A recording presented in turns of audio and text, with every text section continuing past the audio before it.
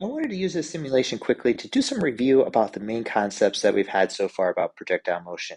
Now, when we've been doing projectile motion, we've been talking about a force of gravity that's directed downwards, so it has a negative sign, and it is a uniform force of gravity. This vector shows that. And notice as I have the height, if I increase the height, the vector doesn't change. So we were just talking about a horizontal launch where the angle to the of the velocity vector is always going to be directed sideways. And for the initial velocity, it's going to be an x velocity, and I can change the strength of that velocity or the magnitude of that velocity vector.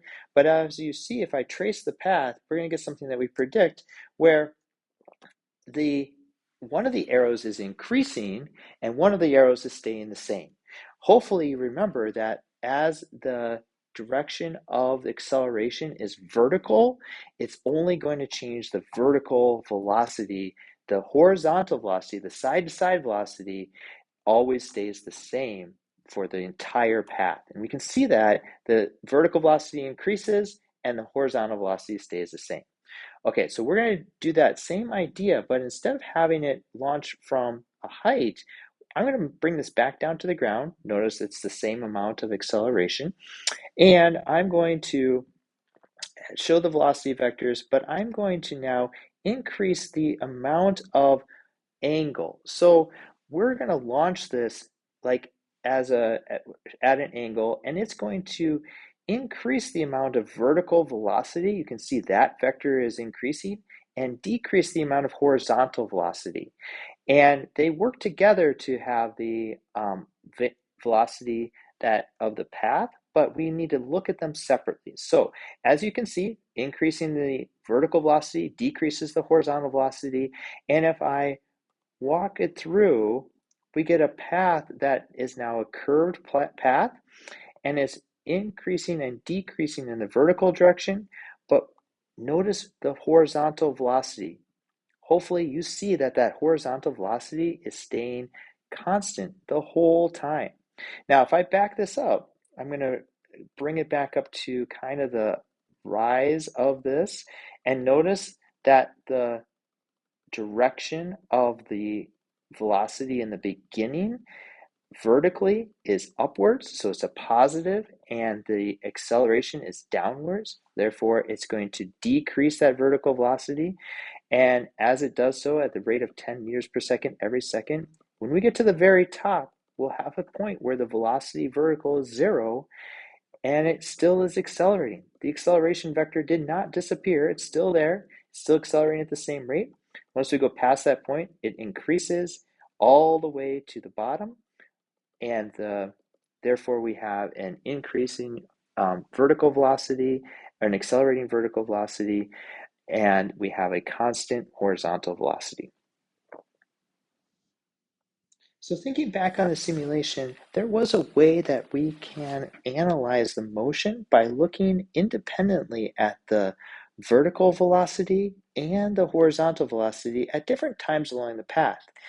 We're going to need some math to help us figure out what these values are, given the fact that most problems will measure a speed that is a combination of both the vertical and the horizontal velocities.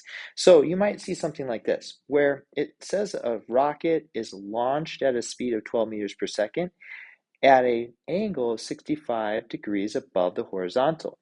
Make sure your calculator is in degree mode for this, but this is going to have a setup that looks very similar to this drawing, where we have the initial velocity as 12 meters per second, and the angle is 65 degrees above the horizontal.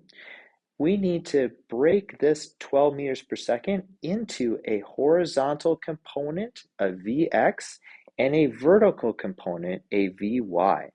We can do that because this forms a right triangle, and we can use our SOHCAHTOA math in order to figure out, given the angle and the hypotenuse, find out the side length, which is the velocity in that direction. All right, so let's look at x first. We know that x is the adjacent side, so therefore I'm going to want to use cosine. And the cosine of the angle is the adjacent side, the Vx, all over the hypotenuse, or 12 meters per second in this case. I'm doing some math, algebra. I'm going to multiply both sides by 12. 12 times the cosine of 65. Make sure it's in degree mode. You get about 5.1. So that becomes the value of that horizontal velocity. We'll do the same thing in y, where we're going to use the component of our 12, but only the vertical component. So I'm going to use the opposite side. So I'll have sine as my trig function. The sine of the angle is equal to the opposite side over the hypotenuse. That becomes 12 times the sine of 65, and I end up with about 10.9 meters per second. My ideas and goals for you is to always look at what they give you as an initial velocity and be able to separate that into its components using your SOHCAHTOA.